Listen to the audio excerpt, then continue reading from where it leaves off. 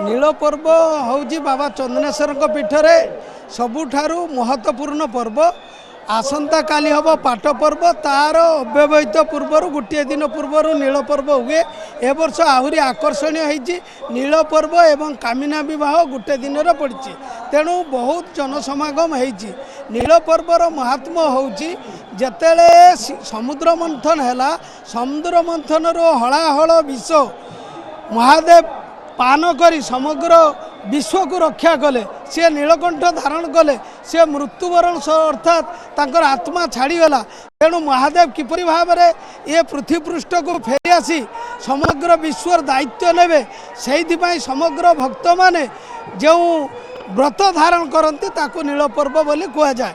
आउ ये चंदनेश्वर पीठरे नील पर्वर नियार परंपरा होची नील पोखरी थंबी काठ उठिब ठाकुरंकर प्रतीक सदृश्य एठारे जलजंत्र रूप में प्रकाश पारती चंदनेश्वर अर्थात चंदनेश्वर कौन सी आकार ना निराकार माने जल भितर सी रही था।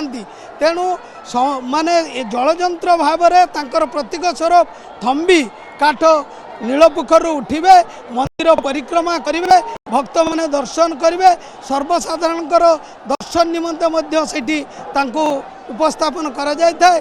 पाट भक्ता श्री बेकड़ी हुकुम देला परे नीलपोखरी थंबी काठ उठे। या होची नील पर्वर एक विराट महत्व।